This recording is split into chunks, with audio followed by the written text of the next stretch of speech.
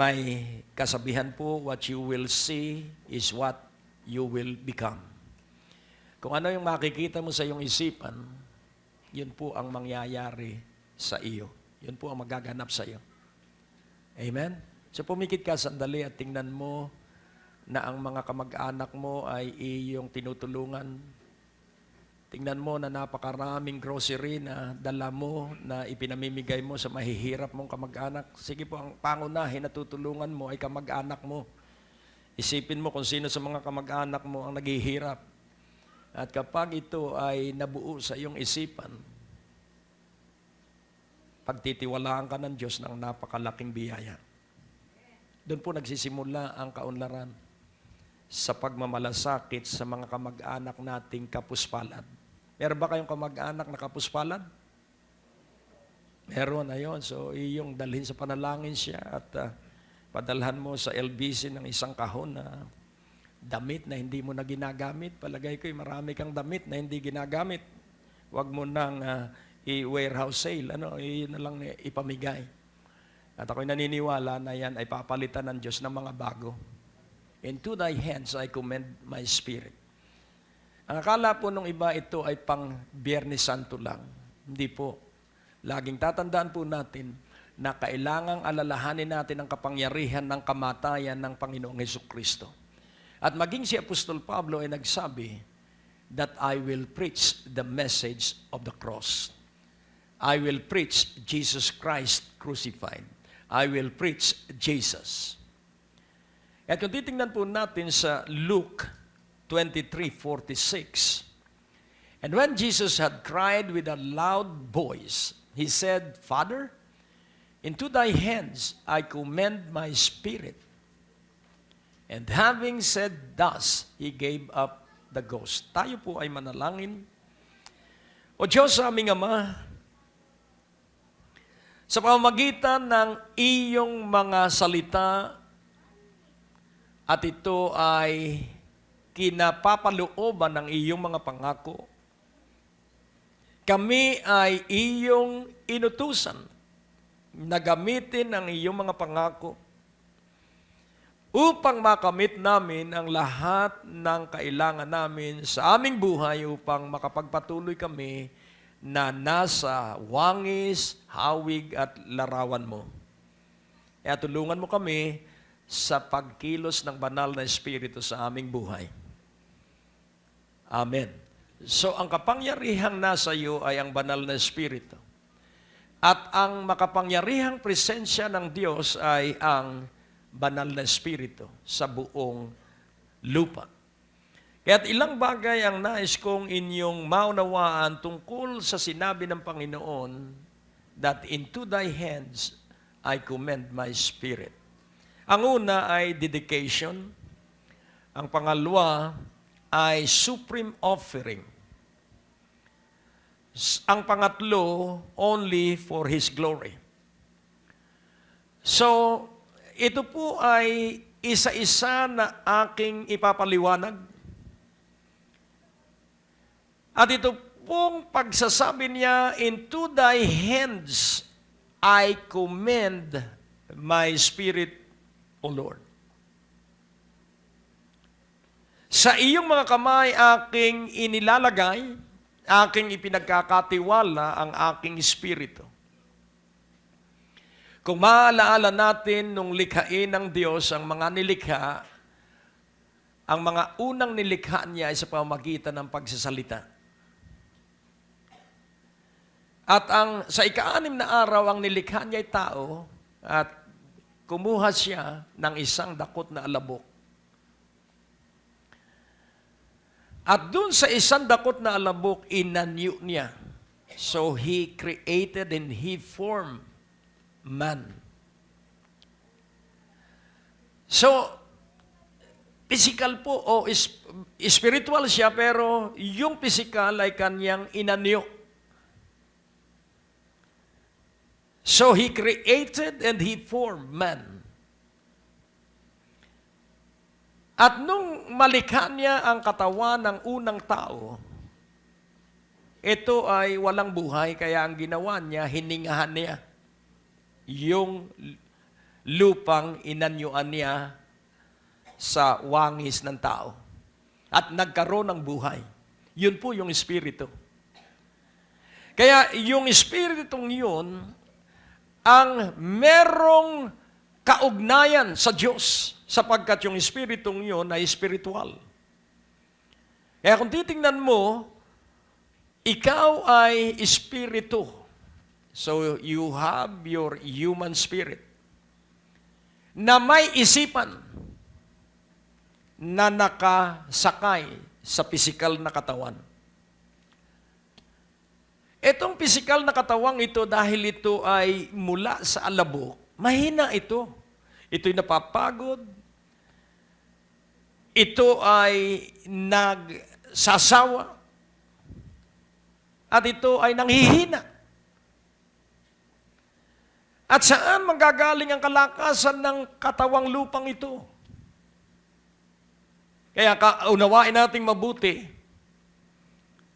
ang ating espiritu, dahil tayo ay ipinanganak na muli at si Jesucristo ay ating tinanggap na sariling tagapagligtas, Panginoon at Diyos. So nabuhay yung patay. Dahil sa kasalanan ni Adan, patay ang espiritu ng bawat tao. At ang isang palatandaan na patay ang espiritu ng isang tao, hindi sila mahilig sa Diyos. Wala silang hilig na sumimba. Naalala ko nung araw,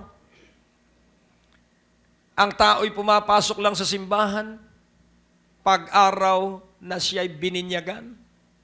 Pangalawa na pagkakataon nung ikasal at pangatlong pagkakataon nung mamatay. Yun po yung taong patay ang espiritu. Pero sa sandali na ang tao ay mabuhay na maguli, dalawa po ang kapanganakan at dalawa rin po ang buhay. Unang kapanganakan ay mula sa tiyan ng ating ina. Pangalawang kapanganakan ay ang kapanganakan sa espiritu. Dalawa ang buhay. Ang unang buhay ay buhay na espiritual at buhay na pisikal. Dalawa ang kaharian, kaharian ng Diyos at kaharian ng Diablo. Kaya kung titingnan natin, meron pong paghihiwalay at pagkakaiba ang tao. At ang hindi magandang nangyari sa ibabaw ng lupa ay nilikha ng tao ang relihiyon para hindi magkaisa ang sangkatauhan. Kaya't may pag-angkin ang bawat relihiyon na sila lang ang tama. Subalit ang tanging tama at totoo at tumpak kay si Jesucristo lamang. Kaya si Jesucristo lamang ang nagbubuo sa iisang katawan. Hindi ang denominasyon, hindi ang sekta. Si Jesucristo ang iisang ulo ng iisang katawan at si Jesucristo lamang ang natatanging iisang tagapagligtas. Wala nang iba. Hindi ang simbahan ang magliligtas sa tao.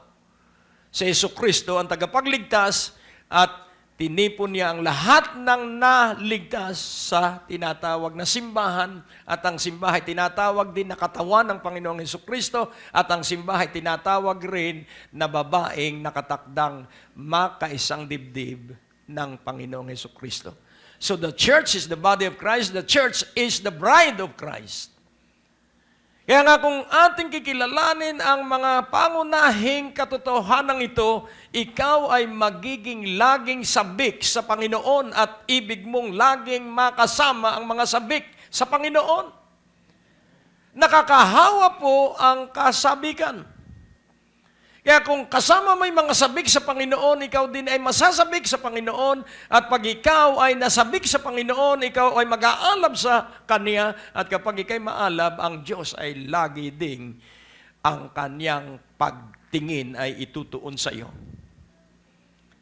Kaya nga unawain natin ang mga kasaysayan ng mga taong kinilala sa ibabaw ng lupa.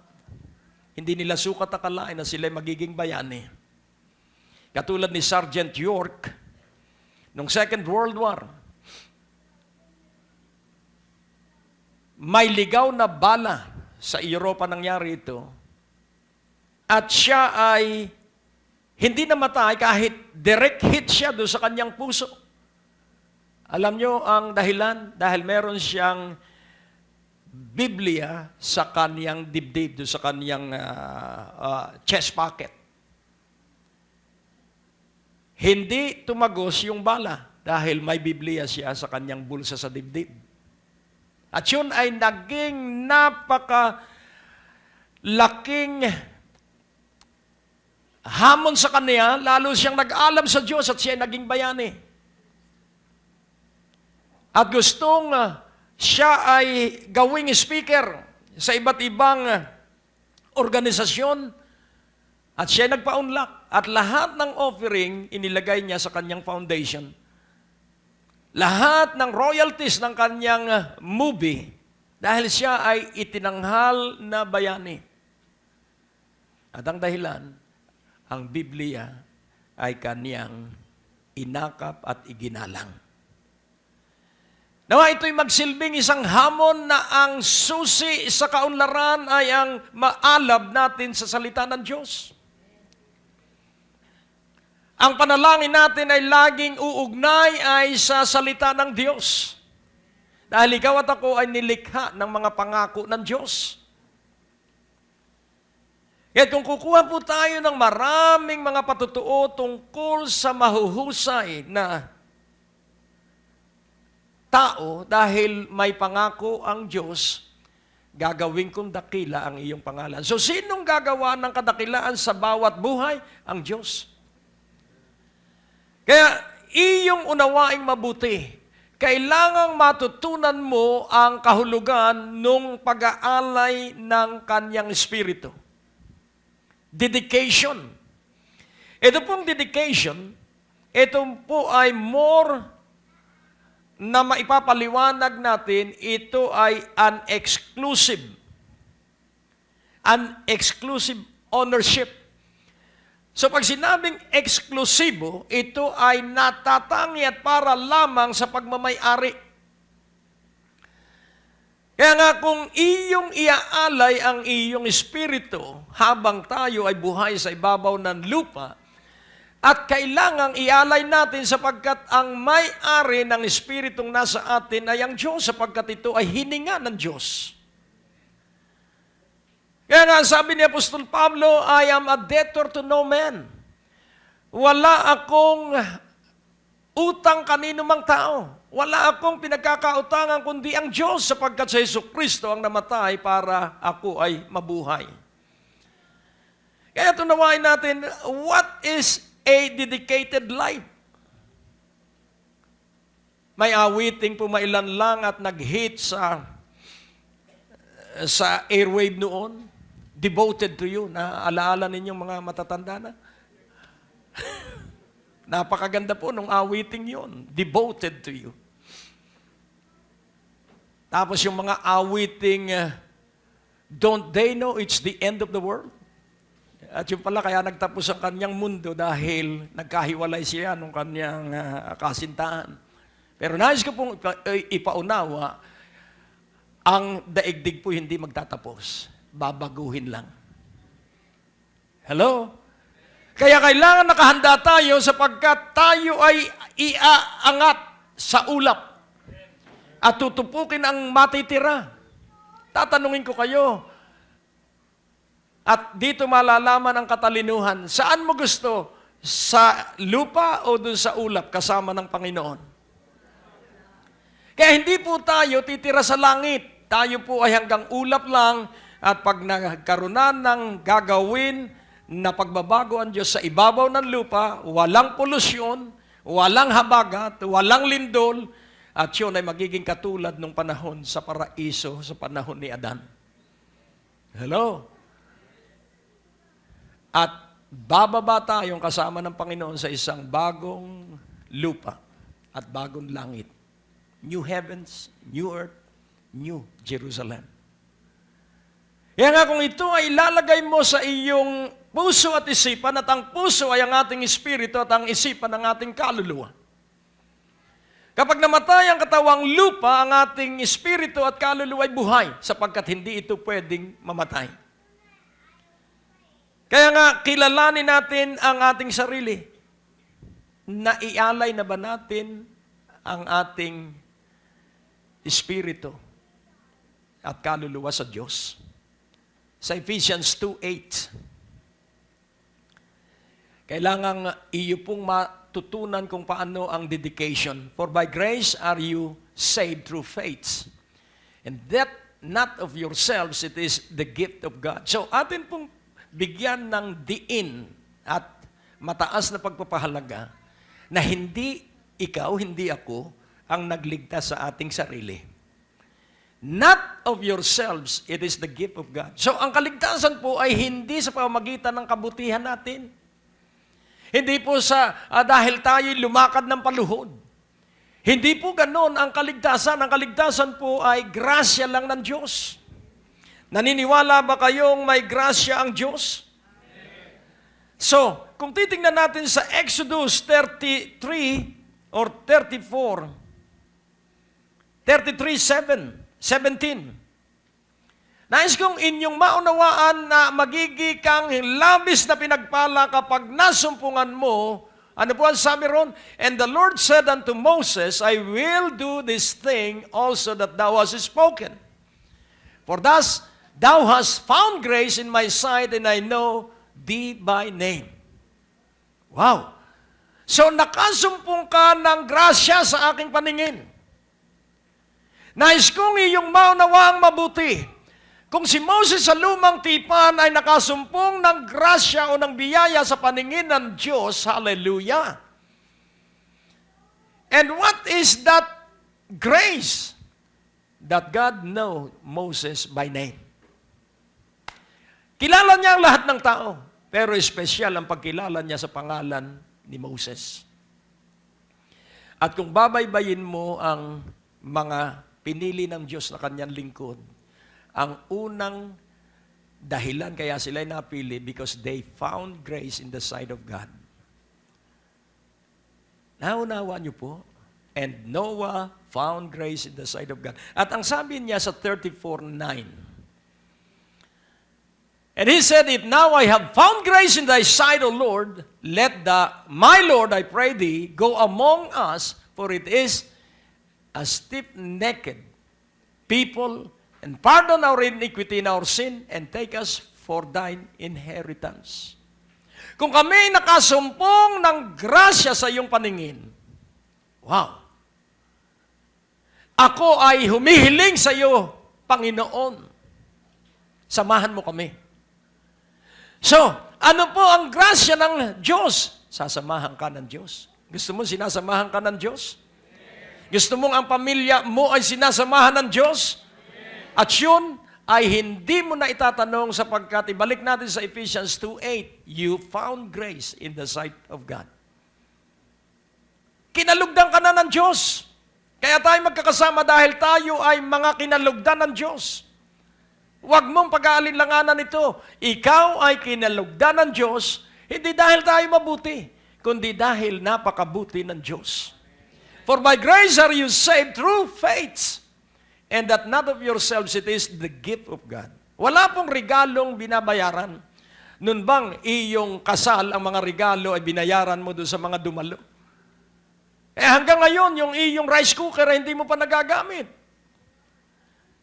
Sa dami ng rice cooker na ibinigay sa iyo, kaya ngayon yung nagpapakasal, cash na lang, hindi na yung regalo.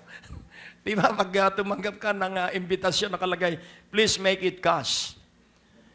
Dahil pag minsan nga ay nakakalimang rice cooker at pag minsan 3 refrigerator. So, atin pong unawain, you shall not pay for a gift. The only way to have that gift is to receive it. So we receive grace, it is a gift. We receive faith, it is a gift. We receive salvation, and it is a gift.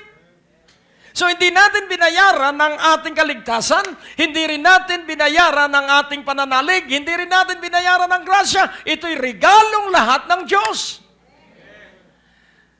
Kaya nga, kung titingnan natin, yung mga nagregalo sa atin, tayo ay malapit sa kanila. Lalo na pag malapit uli ang iyong birthday. So, ating pansinin, ikaw ay napapalapit doon sa mga nagregalo sa iyo, kaya kailangang malapit tayo sa Diyos sapagkat siya ang nagregalo sa iyo at sa akin ng grasya, ng pananalig at ng kaligtasan. Bakit kaya regalo ng regalo ang Diyos? Sa verse 9.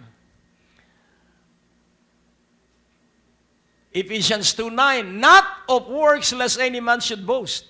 Kaya gusto niyang regalo ng regalo sa iyo at sa akin para hindi tayo magyabang. Para masabi natin na ang ating promosyon ay galing sa Diyos, hindi sa tao. At kaya naman tayo na-promote at i-promote ng Diyos dahil nagtatrabaho tayo na ang ating pinararangalan ay ang Diyos. Kaya yung 8 oras natin, tinatrabaho natin ng katumbas ng 2 araw na trabaho ng pangkaraniwan tao. Hello? Kaya darating ang araw, may nakakapo na sa iyo, kaya ikaw na magiging may-ari ng iyong pinagtatrabahuhan. Bakit? Dahil ang iyong sidhi ng paglilingkod sa Diyos ay iyong ginagawa. Kaya nga unawain natin, regalo ng Diyos ang kasipagan, regalo ng Diyos ang katyagaan, regalo ng Diyos ang lahat. Kaya pag may nakapo na sa iyo, ang bait mo, ang laki mong magkaloob sa simbahan. Naku, ikaw pala ang nagbayad ng renta ng simbahan nung nakaraang buwan. At sasabihin nung nakagawa ng kabutihan, purihin ang Diyos dahil siya ang nag-utos sa akin. Purihin ang Diyos dahil yung lahat ng aking ginawa ay buhat sa Kanya. Kaya wala tayong maipagmamalaki. Sapagkat ang sabi ng Panginoong Jesucristo sa Lucas 17, Gs. Ano po ang sabi ron? So likewise ye, when you shall have done all those things which are commanded you, say, we are unprofitable servants. We have done that which was our duty to do. So, yung kabutihan, it is our duty. Praise God. Yung lahat ng iniutos ng Diyos, kapag ginawa natin, hindi tayo pasasalamatan ng Diyos, hindi tayo pararangalan ng Diyos. Magpasalamat tayo at natutupad natin na ibigin, mahalin at paglingkuran ang ating asawa. Ibigin, mahalin at sustentuhan ang ating mga anak. Those are our duties.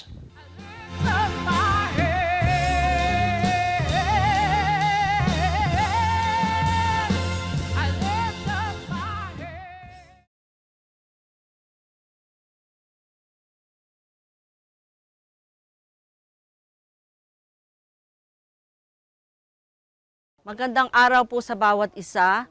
Ito pong araw na to isang pagkakataon na minsan pa ay mapatunayan na ang Panginoon ay napakabuti talaga sa ating mga buhay. Talaga pong ang Panginoon ay talagang totoong Diyos na makapangyarihan na talagang gumagawa sa lahat ng kaparaanan. Ang Panginoon po ay nakilala ko nung ako po ay nasa teenage pa ng aking buhay. Ito po ay March 1987. Nung makilala ko po ang Panginoon, ako po ay merong sakit na rheumatic heart disease. Mula pa maliit pang bata pa po ako po ay nalulumpo. Pagka po ako inaatake ng aking sakit, ang aking lahat ng joints ay maga, kaya po hindi ako nakakalakad. Pero purihin ang Lord, nagkaroon po ako ng personal encounter with God. 1987, ako po ay nakadalo ng gawain na kung saan ay healing crusade na doon ko po na-experience na habang nangangaral ang pastor, naglalagay ng faith ang Panginoon sa aking buhay. At dahil po doon, meron ako nakita na pinagaling sa cancer of the bones. Siya po ay may taning na ang kanyang buhay at siya po ay pabalik-balik from US, pabalik sa Pilipinas at tinaningan na siya ng buhay. Nakita ko po paano lumakad ang babaeng yon na kung saan ay hindi na nakakalakad, wala na siyang buhok.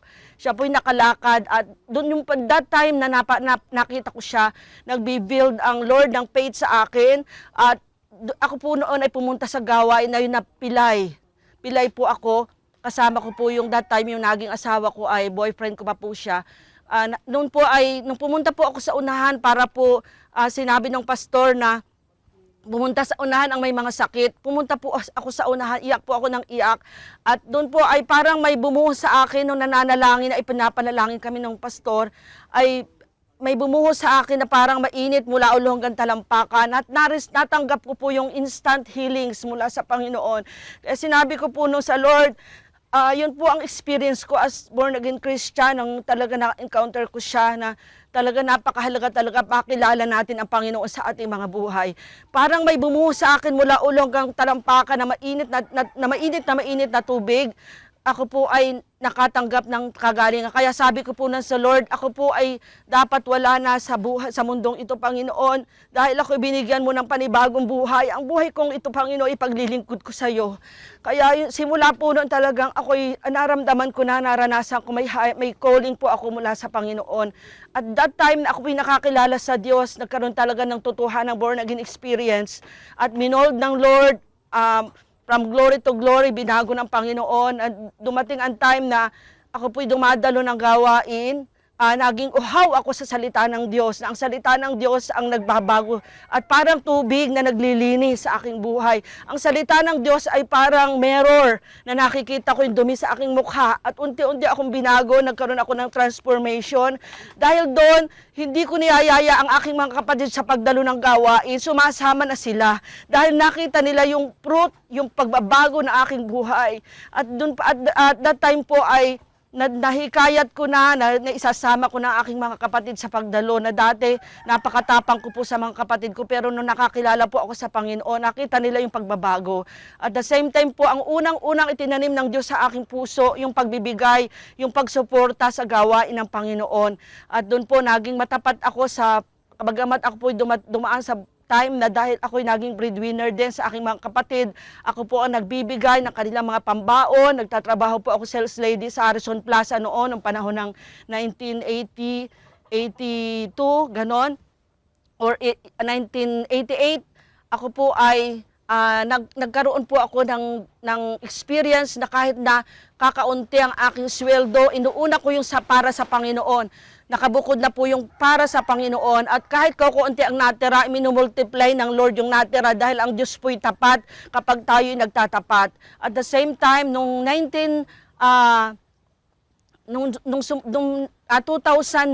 ako po ay nagsimulang magbigay o sumuporta sa gawain ng Panginoon sa ministry ni Pastor Greg Durante.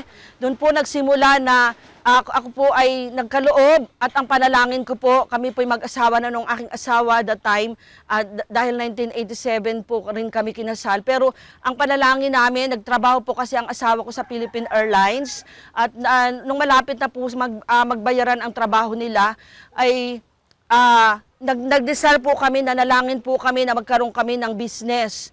At dahil po sa pagiging faithful ko sa pagbibigay sa Panginoon, mula nung ako po'y nagtrabaho, kahit po ako'y breadwinner, ako po'y nagbibigay sa Panginoon. Nagtatanim na pala ako noon, nagtatanim na ako, at pagdating ng panahon, merong aanihin. Alam niyo po, nanalangin na kami na magkaroon ng business. Ang nangyari doon, ang panalangin po namin na business ay simula po nung dinideklara ni Pastor Greg Durante na tuwi akong umaga, araw-araw ako nakikinig ng kanyang radio program. Napapakinggan ko lagi, at yun po ang nagdaging dahilan para habang ako'y ginagamit rin ng Panginoon sa ministry, kasi nagkaroon po ako na ako'y naging lingkod din ng Panginoon, ay ako po ay lalong na tumataas ang aking faith, lalong tumataas ang aking pananampalataya, na ang nagsimula po ito nung naging committed na ako lalo nag-commit na ako ng pagkakaloob sa ministry ng biyaya ng Diyos Christian Ministry. Ito po yung pinapamunuan ng minamahal na Pastor Greg Durante. At doon po, himala ng Panginoon na pagkalooban po kami ng Diyos ng business na hardware. Purihin Panginoon, talaga pong hindi namin pinangarap, hindi namin alam na ito po'y nagkaroon ng katuparan sa maliit na puhunan na pagkalooban kami ng Diyos sa pagsisimula ng isang business. We are duty bound to obey. Amen? Katungkulan nating sumunod. Amen? At pag sinunod natin ang ipinagagawa ng Diyos, then you can demand. Yun pong sinabi sa John 16:23, if you ask anything from the Father in my name, that is demand. Yung word na ask doon ay demand. When you demand the Father to bless you, and in that day you shall ask me nothing. Verily, verily, I say unto you, whatsoever you shall demand the Father in my name, He will give it you. Kaya nga, kilalanin mong mabuti ang napakagandang relasyon natin sa Diyos. Glory. Ibalik natin sa 2:10 ng Ephesians. Nais kung iyong maunawaan na ikaw ay special, ikaw ay pambihira sa paningin ng Diyos. You are not an ordinary person in the sight of God because God loved you so much more than He loved His Son. Sa halip na tayo ang mabayubay sa krus, ang Kanya na lang anak. For we are His workmanship created in Christ Jesus unto good works, which God hath before ordained that we should walk in them. Sapagkat tayo ay linikha, workmanship, at nalikha kay Kristo Jesus para sa mabubuting mga gawa. So kailangan alam natin ang mabuting gawa at ano yung mabuting mga gawa. Ano ang ginawa ng Panginoon pag nakasalubong niya ay bulag? Pinadidilat niya yung bulag. At pag nung minsan, ang kanyang ginawa, umuha siya ng kaunting putik, dinuraan niya yung putik at itinapal doon sa dalawang mata at ang bulag ay nakakita. Wow! At sasabihin ng iba, noon yun. Si Jesus yun. Pero nais kong ipaunawa, si Jesus ay nasa iyo at si Jesus ay gagawa sa pamamagitan mo. Yun po ang kaluwalhatian ng Diyos. The glory of God is the presence of God accompanying you. Kaya yung imposibleng kakaharapin mo, the glory of God will work. And who will be promoted? You. Oh, purihin ng Panginoon.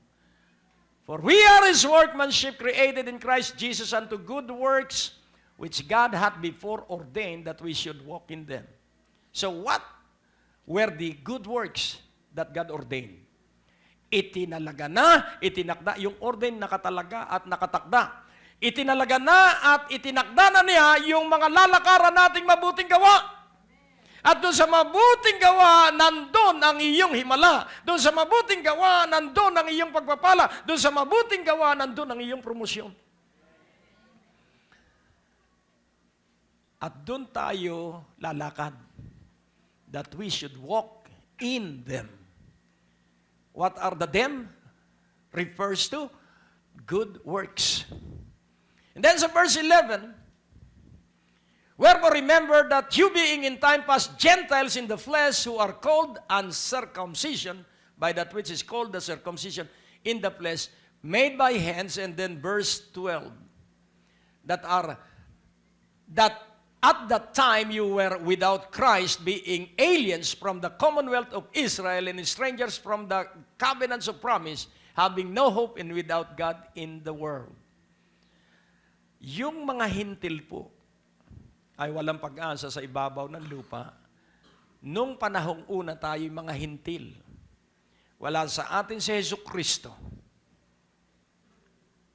At dahil wala sa atin si Jesucristo nung panahong una, wala rin sa atin ang Diyos. Hello? Kaya wala rin tayong pagpapahalaga sa Diyos nung una. Pero ngayon, iba na. At ang sabi sa verse 13, but now, sabihin mo, but now, ulitin natin, but now, in Christ Jesus, you who sometimes were far off, are made nigh by the blood of Christ.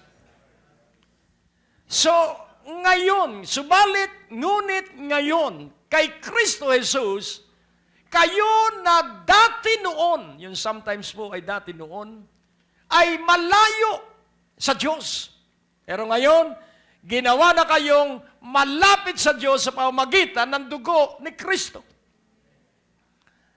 Kaya nga ating unawain, hindi ka madadaig ng iyong problema. Bakit? Because of the blood of Christ.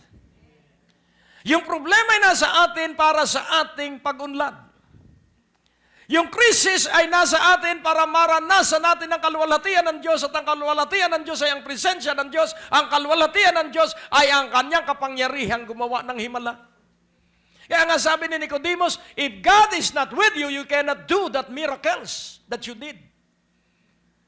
Kaya nga ikaw ay gagawa ng Diyos ng kakaibang himala.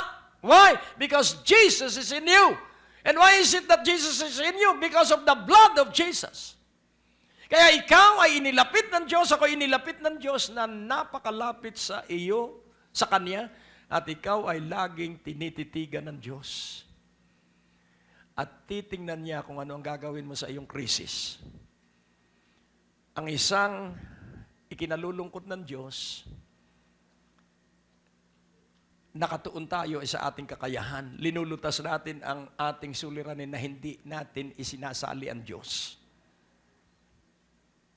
At pag inihiwalay natin ang ating sarili sa Diyos na siyang may kakayahan na lutasin ang suliranin, siya ang may kapangyarihan na mapagtagumpayan natin ang lahat ng krisis, sapagkat yun ang ating stepping stone to success and prosperity. Nakukuha niyo po? Kaya nga po, dedication. He dedicated His Spirit. He commended His Spirit into the hands of His Father. And then, secondly, supreme offering. Yun pong supreme, ay wala nang hihigit pa ron. Yun po yung kasukdul-sukdulan sa Tagalog. Supreme offering. Wala nang ibang alay pa na pwedeng pumantay sa inialay ng Panginoon. Ano ba ang kanyang inialay? Ang kanyang dugo. Sapagkat nasa dugo ang buhay. Kaya ang inialay niya ay ang kanyang buhay. At inialay niya ang kanyang katawan, at nung siya ay nasa katawang lupa, hindi nagkasala si Jesucristo kailanman. At bakit siya hindi nagkasala? Sapagkat pinagpasyahan niya na huwag magkasala. Nakukuha niyo po? Kaya nga tayo ay nagkakasala dahil, tao lang naman kasi ako Yun po'y pangangatwiran ng mga tao na ang gustong masunod ay ang kanyang sarili. Pero tayo ay laya na sa ating sarili. We are freed from ourselves. The moment that we receive Jesus Christ as our Lord. Pinalaya na tayo sa ating sarili. Ano ang ibig sabihin ng pinalaya na tayo sa ating sarili? Hindi na sariling pangarap ang ating sinusunod, kundi ang pangarap na ng Diyos. Sa pangarap natin may kabiguan. Sa pangarap ng Diyos may kabiguan man, pero may kaligayahan. Hello? Kaya nga, yung supreme offering, sa lahat ng daraanan nating suliranin, malulutas natin yun. Why? Because in every test, every trial, the offering is enough. Naalala ko ang isang kwento ng isang mayamang lalaki na bumili ng Rolls Royce. Nagbayad siya ng cash $250,000 several years ago. At nagulat siya sapagkat wala sa specification ng horsepower, engine horsepower. At siya bumalik dun sa ahente at ang sabi niya, bakit wala rito sa brochure ang horsepower ng engine? At ang sabi niya, tingnan ko po sa aking brochure, tinignan niya, talaga pong wala, sir. Meron ba namang sasakyan na walang specification ang horsepower ng engine? Wala po akong magagawa. Ito rin yung aking brochure. Hindi po bali, sir. Fax ako sa main headquarter namin sa England. At nag-fax siya. At hinintay nila ang sagot. Sumagot ay CEO. At kung ilang page yung sagot, at sa bandang hulihan, ay blanco. At ang sabi ron, the horsepower of your Rolls Royce is adequate. Na ibig sabihin, magtiwala ka. Hindi namin ipinapahayag kung ano ang horsepower niya dahil pag nalaman, baka ikarera yun ng husto. Basta kahit saan man ang lugar, kapag ginamit mo ang aming kotse, adequate ang horsepower. Siguro kung yan may paakyat, iaakyat ka ng aming makina. Amen? Kung yan pababa, iingatan ka ng aming makina. Na ang ibig sabihin, ang kapangyarihan ng Diyos ay, ito po ay katapat at higit pa sa sapat. Kaya kung ano man ang sitwasyon mo, ang kapangyarihan ng Diyos, the power of God is adequate to help you, to deliver you, and to bring you peace and happiness.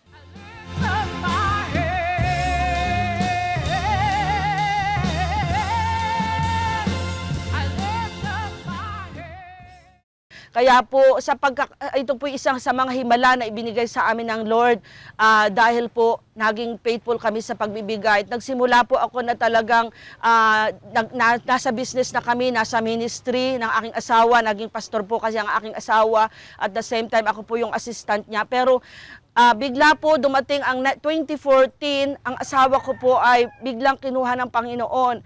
Siya po ay na-heat stroke, si pastor, talaga pong isang malaking pagsubok sa aming pamilya na siya ay nawala sapagkat nag-iisa lamang naman po ang aming anak.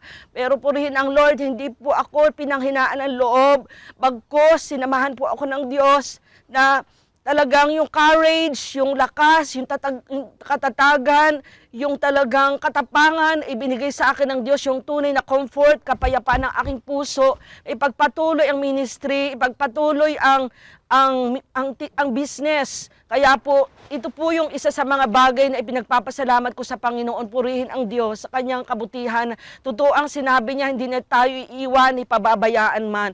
Kaya hanggang ngayon ay matagumpay naman pong napapangunahan ang church na kung saan maraming tupa na kung hindi kami magpapatuloy sa paglilingkod, may iwan sila. Pero purihin ang Lord sa lakas, sa tatag na ibinibigay ng Panginoon, yung tustos, even sa pinansyal. Ang isang himala, nung simula po ako nagkaloob sa ministry ni Pastor Greg Durante, ako po'y nakatanggap ng malaking halaga ng pera na wala akong pinaghirapan. Isang himala ng Lord na yung mga wicked, totoo na the wealth of the wicked will transfer sa mga righteous. Ito po talaga nangyari sa akin nang ako'y naging matapat na mayroong seed faith at may buwan-buwan po akong pinapadala sa ministeryo para po sa pagsuporta ng gawain para marami pang kaluluwang maligtas.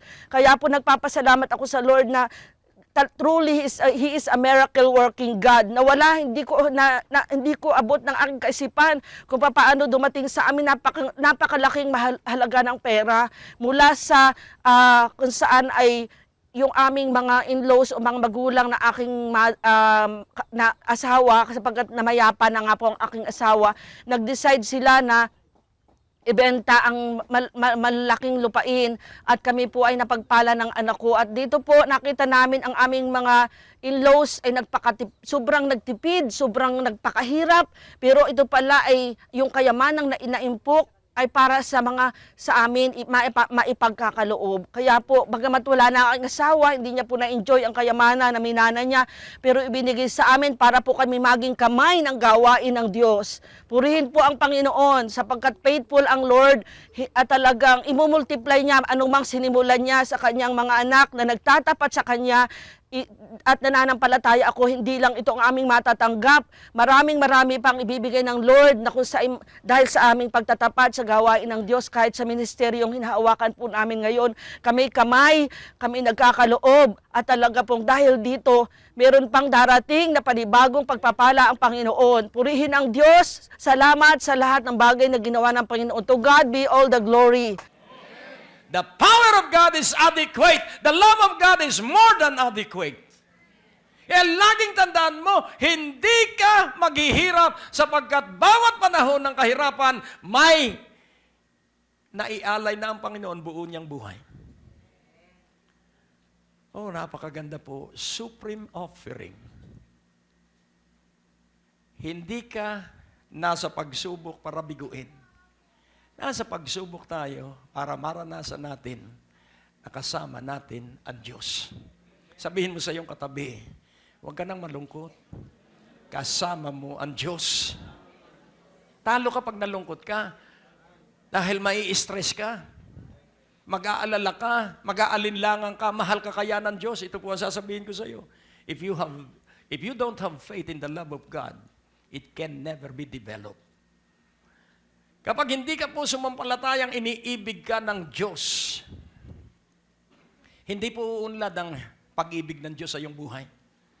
Kaya sabihin mo sa iyong katabi, manalig ka na iniibig ka ng Diyos.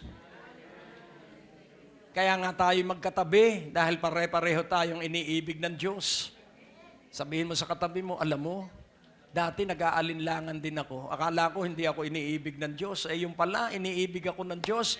At kung may asawa ka, sabihin mo, ang napakaganda pala, yung inaakala kong magandang babae o lalaking para sa akin, hindi pala, ito palang aking asawa. Hello? So, unawain natin na ang Diyos ay nagsisiwalat na hindi siya maaaring magkamali. Amen? Amen, hallelujah. Ang DNA mo, ang genes na nananalaytay sa iyong ugat, you are more than a conqueror and you shall never be defeated. Oh, hallelujah. Yan ang pagkalikha sa iyo. Yan ang pagkalikha sa akin at tayong lahat. Ito ang sasabihin ko sa inyo. Pag ako'y nagtagumpay, kung ikaw man ay kukulamang sa katawan ng Panginoong Hesukristo, ang tagumpay ko ay tagumpay mo rin. Why? Because we are part of one body. Oh, purihin ng Panginoon. Kaya walang hindi mahusay sa bahagi ng katawan ng Panginoong Hesukristo. Makakapangaral ba ako kung wala kayo dyan? Sino ang mapagpapala ng pangangaral? Ang napagpapala ng pangangaral ay mga buhay. Kayo ba ay buhay? Kayo ba'y maunlad? Kayo ba'y lumalakas ang loob? Amen. Purihin ng Panginoon. So, ang pag-asa ang iyong paunlarin at ang pag-asa ay nagaganap kapag naniwala ka na ikaw ay espesyal sa Diyos, na ikaw ay laging tinititigan ng Diyos, na ang Diyos ay laging napakalapit sa iyo. At paano mo mapauunlad na kayo ay magkalapit ng Diyos, lagi kang makipag-usap sa Kanya. Amen? Hindi yung sabi ng libro, ng medisina, pag kumain ako ng kumain ng kanin, ng matatamis, magkakadiabetes. Sabi naman ng Biblia, ang lahat ng iyong kakaning ipagpapasalamat mo, inaalis na ang diabetes. At ang sabi ng Biblia, ang masayang puso, ano po? Naalala ko nung ako ay nasa kasera sa isang destino sa construction. Natuklasan nung kasera ko na napakahilig ko pala sa tuyo. Abay, inaraw-araw na wala nang itlog, puro tuyo na. Kaya, huwag kang magpapakita ng paborito mo dahil baka ang iluto sa iyo ng kasera mo ay puro paborito mo na lang. Nakakasawa po yun pag paulit-ulit araw-araw. Ang tuyo, maganda lang yan, paminsan-minsan. Amen? Kaya nga ating unawain doon sa biruan namin nung araw. Alam mo, yung tuyong ulam ko ngayon, pinaalat ko sa hamon. Nang ibig sabihin, kaya umalat dahil doon sa sarsa ng hamon na maalat nung araw. Natatandaan ninyo ang hamon noon, hindi katulad ngayon ng sweet ham. Noon ay salty ham. Pero atin pong unawain, ang buhay po'y maganda kapag ikaw ay naka Hesukristo dahil mai-enjoy mo ang panahon ng kahirapan at maiinis ka na kapag 20 taon ay nasa kahirapan ka pa rin. You have to demand na hindi yan ang magandang kalooban ng Diyos na manatili kang laging walang pamasahe, na manatili kang laging parang yagit. You have to demand. Dahil ang sabi ng Biblia kay Hesukristo, ikaw ay ligtas. At saan yung kaligtasan? Sa kahirapan? Saan ang kaligtasan? Sa sakit? Saan ang kaligtasan kay Satanas? Saan ang kaligtasan? Anumang bahagi ng ating buhay, tayo'y tiyak na ang kaligtasan ay nasa atin. Kaya anuman ang sitwasyon mo, ikaw ay naligtas. Kaya sa isip mo lagi, ang kaligtasan ay tatrabaho sa lahat ng bahagi ng iyong buhay. Oh, ang Diyos po ay napakabuti. At ang pangatlo, only for His glory. So yung lahat po ng ating tatanggaping mga biyaya at pagpapalay para lamang sa kaluwalhatian ng Diyos, sapagkat ang sabi ng Diyos, I pity my name because they blaspheme my name, and my name is blasphemed because they don't trust my name. Kailan ka magtitiwala sa kanyang pangalan? Hindi pag may problema lang. Magtitiwala ka sa kanyang pangalan sapagkat araw-araw kailangan mabuhay tayo sa kaligayahan niya. Wala kang trabaho, magtiwala ka sa pangalan ng Panginoong Hesukristo at hayaan mong gumawa ng himala sa iyo ang Panginoong Hesukristo. At paano ka makakaranas ng himala? Iyong iaalay yung iyong kailangan at sabihin mo, Panginoon, ikaw ang may-ari sa akin. Kaya't ikaw ang may hawak ng aking nakaraan ngayon at bukas. Because He is the same yesterday, today, and forever. Kaya nga kung ating uunawain bago yung Hebrews 13:8, tingnan natin sandali Hebrews 13:8. Kailangan matutunan mo kung ano ka at kung sino ka at kung gaano ka ka-special sa Diyos. Jesus Christ the same yesterday, today, and forever. So alam po natin yan, sa Jesucristo ay noon, ngayon, at magpakailanman ay Jesucristo. Pero tingnan natin ang verse 7. Remember them which have the rule over you, who have spoken unto you the word of God, whose faith follow, considering the end of their conversation.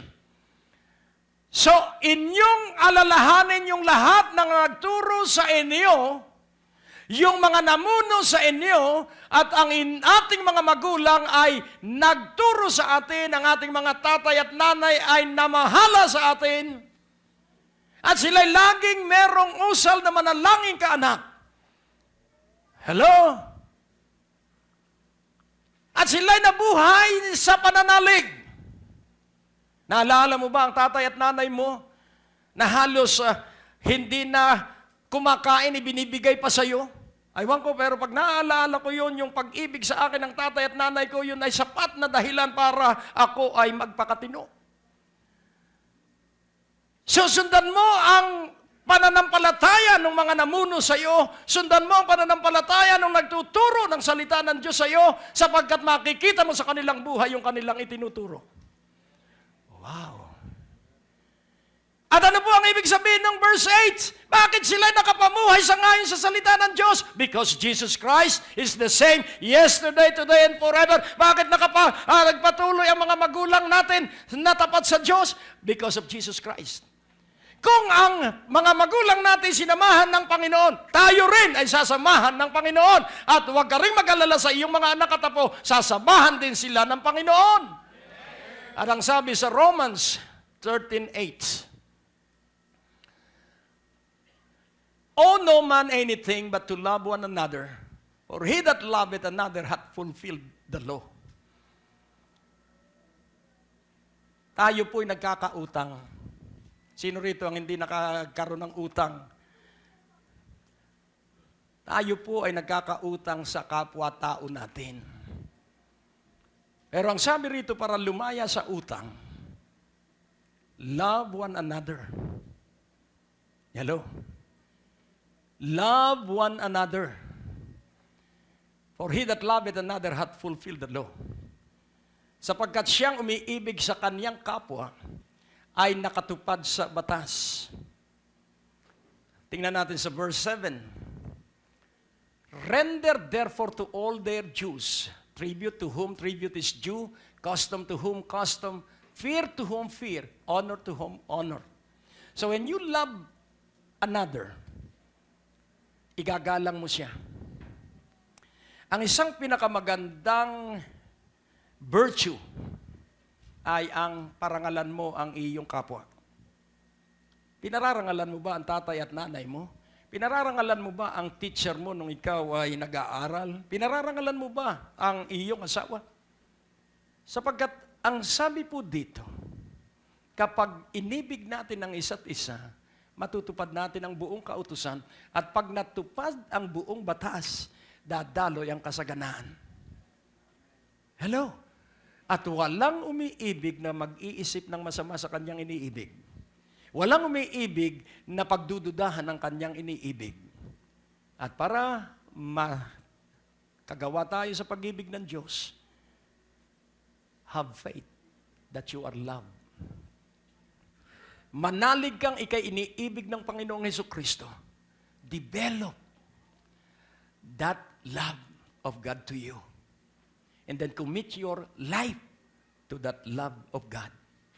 Because it is only in loving that we shall never fail. Because love never fails.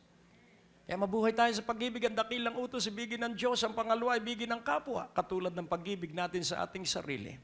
Sa kabuuan, devotedness means that you are for an exclusive ownership. And then, supreme offering, inialay ng Panginoon ang buong buo sa Kanya. And then thirdly, everything, the dedication and the offering is for His glory. And what is glory?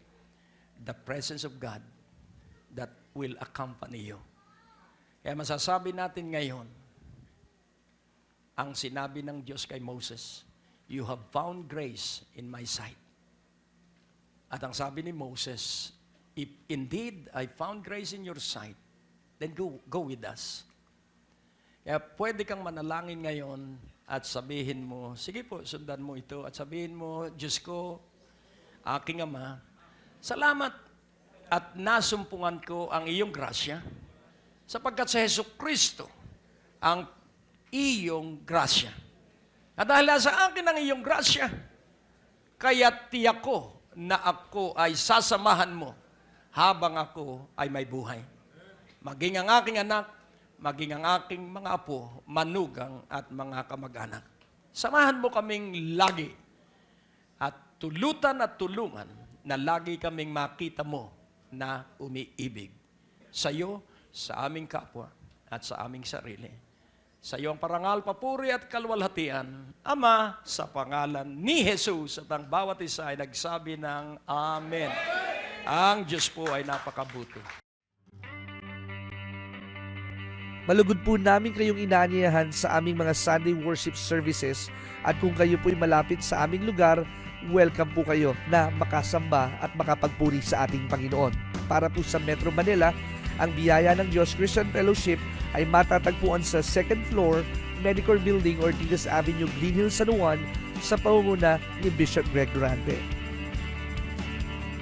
At sa Alabang, sa pangunguna ni Pastor Dexter Durante, sa 3rd floor, CRM Building, National Highway, Muntinlupa City. Sa Quezon City, sa pangunguna ni Pastor Lino Buyok, number 89 Fairlane Street, Fairview, Quezon City. At sa kabilang dako naman ng Quezon City, sa pangunguna ni Pastora Susan Porras, sa 4th floor, MSK Building, Visayas Avenue, Tandang Sora, Quezon City. At sa gawin naman po ng Laguna, nandiyan po si Pastor Kenneth Andrew Durante sa 3rd floor, Morales Mall, Binyan, Laguna. Sa Morong Rizal, sa pangunguna ni Pastor Rodel Pantaleon, sa 586 J. Pascual Street, Morong Rizal.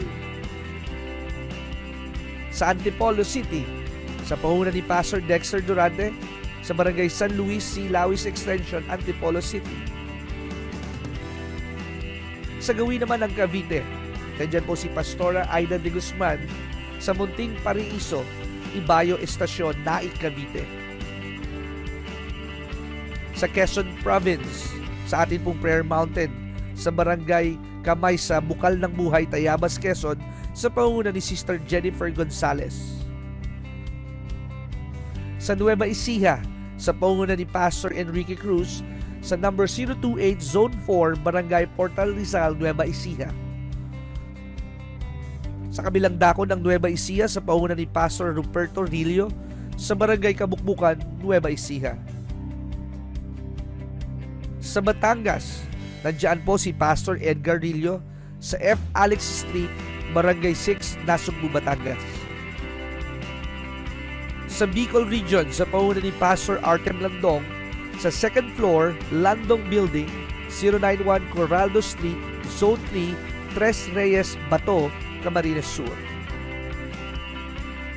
At sa mga nabanggit na simbahan, kayo po ay malayang makakasamba, makakapagpuri at malayang makakaranas ng himala at katapatan, kabutihan at kapangyarihan ng ating Panginoon. Halina sa darating na linggo, magkita-kita tayo at wag po kayong pupunta na mag-isa.